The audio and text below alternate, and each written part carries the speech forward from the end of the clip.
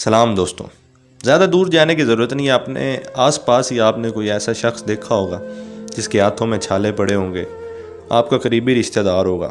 اس کے کپڑے پھٹے پرانے ہوں گے، میلے کچیلے، مزدور آدمی ہوگا، غریب آدمی ہوگا. اس کا جوتا بھی ٹوٹا پھوٹا ہوگا، اس پیروں میں جو جوتا ہوگا وہ ٹوٹا پھوٹا ہوگا. آپ لوگ کبھی دیکھ لینا، اس کی جب بیٹی کی شادی ہوتی ہے نا، وہ جہیز میں کیا دیتا ہے. اپنے گھر میں کوئی چیز ہو نہ ہو، جہیز میں اے سی دیتا ہے، لڑکے کو بائک دیتا ہے، بیٹی کو بے انتہا قیمتی تحائف، اور پھر داماد کی بہنوں کو، داماد کے بھائیوں کو، داماد کی ماں باپ کو، داماد کے دادا دادی زندہ ہیں تو ان کو، داماد کے پھوپھیوں کو، سب کو وہ دیے جاتے ہیں. اور بے شک اس کے لیے اس کو گھر بیچنا پڑے، زمینیں بیچنی پڑے سوسائٹی میں رہنے کے لیے. اور پھر آگے سے لوگ کیسے ہوتے ہیں، وہ داماد جو اس کا ہے وہ ڈیمانڈ پہ چیزیں منگواتے ہیں. ہمارا لڑکا تو بھائی اس سٹینڈرڈ کے کپڑے پہنتا ہے، ہمارے لڑکے کے تو ماں بھائی اس سٹینڈرڈ کے کپڑے پہنتی ہے، لڑکے کا بھائی اس سٹینڈرڈ کے پہنتا ہے. لڑکا خود بے شک کچھ کماتا ہو یا نہ کماتا ہو، بالکل یا ڈیفالٹر ہو، بالکل ویلا ہو، بس اس کا ایک سٹینڈرڈ قائم ہو جاتا ہے، کیونکہ وہاں پہ فری کا جہیز ملنا ہوتا ہے اور اگلوں نے دے بھی دینا ہوتا ہے ڈیمانڈ پہ. وہ تو مجبور ہوتے ہیں ماں باپ سوسائٹی میں ان کو رہنے کے لیے، بیٹی کی عزت بنانے کے لیے وہ مجبور ہوتے ہیں. وہ تو اس کے ایک غیرت کا تقاضا ہے نا، یا اس کی ایک سوچ کا تقاضا ہے کہ وہ ڈیمانڈ کر کے چیزیں لے رہا ہے. اس لڑکے سے میرا سوال ہے، کیا تمہیں یہ لیتے ہوئے ذرا شرم نہیں آئی؟ کیا اس کے باپ کو نہیں دیکھا تم نے؟ لیکن نہیں آتی تو ظاہر سی بات ہے تب ہی لیتے ہیں. اب اس چیز کی بڑی ڈیبیٹ کی جاتی ہے ہماری سوسائٹی میں کہ جہیز ٹھیک ہے یا نہیں. 50% لوگ کہتے ہیں جی ٹھیک ہے، 50% لوگ کہتے ہیں جی یہ غلط ہے. جو لوگ صحیح کہتے ہیں آپ لوگ حیران ہوں گے وہ کس حساب سے صحیح کہتے ہیں. وہ والدین ہیں لڑکی کے ہمیشہ سے. وہ اس لیے صحیح کہتے ہیں کیونکہ اگر وہ جہیز نہ دیں تو ان کی بیٹی خوش نہیں رہ سکتی اس گھر میں. ظاہر سی بات ہے، اس کو ہر وقت تانے ہی ملنے ہیں، تم ساتھ لے کے کیا آئی ہو، تمہارے تو ماں باپ نے تمہیں پھینک دیا. اور سوسائٹی علیحدہ باتیں کرے گی اس کے ماں باپ کو. وہ باپ اپنی بیٹی کی عزت بنانے کے لیے، اپنی عزت بچانے کے لیے وہ جہیز دیتا ہے، چاہے اس کے لیے زمینیں بیچنی پڑے، گھر بیچنا پڑے. یہ میں آپ کو بڑی دور کی باتیں نہیں کر رہا، یہ باتیں اس سوسائٹی کی ہیں جس سوسائٹی میں رہتا ہوں. یہ سارے میرے ارد گرد کے لوگ ہیں اس طرح کے. ان رشتہ داروں کے اندر، ان دوست احباب کے اندر میں رہتا ہوں. اچھے لوگ بھی ہیں کافی، لیکن 90% لوگ اسی طرح جو ڈیمانڈ پہ کرتے ہیں. اور صرف یہی نہیں، ساری زندگی کا ٹھیکہ اٹھا لیا جاتا ہے، سسرال والے اٹھا لیتے ہیں لڑکے کے، یعنی کہ جو لڑکی والے ہوتے ہیں وہ ساری زندگی کا اس کا ٹھیکہ اٹھاتے ہیں.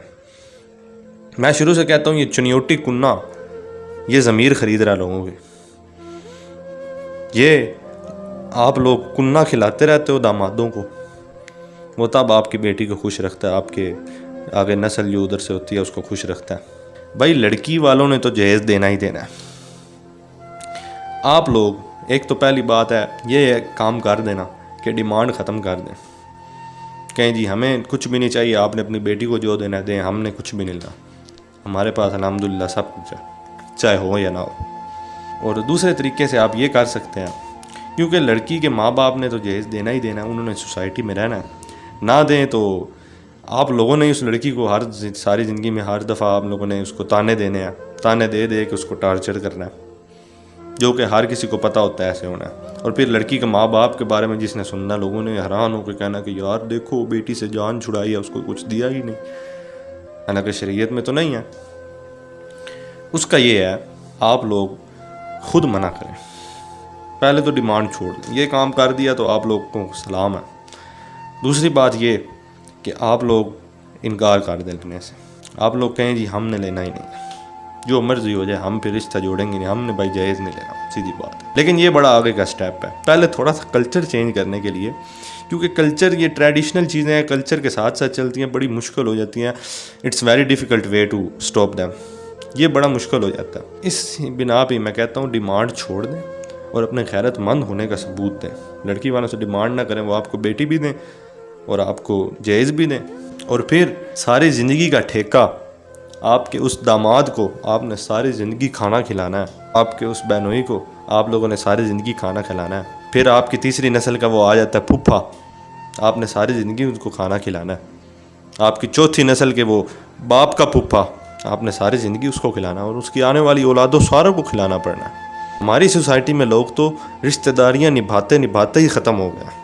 اور پھر اگلی بات یہ کہ جو اسلام ہمیں کہتا ہے، مثال کے طور پہ 2 بہن بھائی رہتے ہیں ایک گھر میں، ان کی وراثت ایک گھر میں اب تقسیم ہونی ہے، گھر کی مالیت ہے 30 لاکھ روپے، ایک مثال دے رہا ہوں، لڑکے کو 20 لاکھ ملے گا، اس کی بہن کو 10 لاکھ ملے گا۔ یہاں پہ تو یہ شرعی حدود بتا دی گئی ہیں کہ ایک حصہ لڑکی کا، 2 حصے کے لڑکے کے ہونے ہیں، یہ تو ایک شرعی حدود بتا دی گئی ہیں۔ اب آپ اس شرعی حدود کو تجاوز نہ کریں۔ اب لڑکی کا 15-20 لاکھ کا جہیز آ جائے اور لڑکی کی 5-10 لاکھ شادی پہ خرچہ آ جائے، پھر ساری زندگی اس کے شور کو جو چنیوٹی کننا کھلانا ہے، وہ خرچہ کس گیم میں گیا؟ کھانے میں کوئی مماثلت نہیں ہے، جس کے گھر مرضی کوئی جائے، رشتہ داروں نے ہی کھانا پینا ہوتا ہے اور کس کے لیے ہوتا ہے۔ لیکن بات تو میں اصول کی کروں گا نا، کہ وہ شخص کہ آپ سے وہ وراثت بھی لے لیا، اس نے جہیز بھی لے لیا ڈیمانڈ پہ، اور اب ڈیمانڈ پہ خوراکیں بھی کھا رہا ہے، یہ زیادتی ہے۔ آپ دینے والے تو چلو مجبور ہوں گے دینے کے لیے، لیکن وہ لینے والا بھی تو اس چیز کو سوچے نا۔ یہ ہے ایسی سوسائٹی میں ہمارے ضلع چنیوٹ کے لوگ 90% یاد رکھیے گا، ایسے ہی لوگ ہیں۔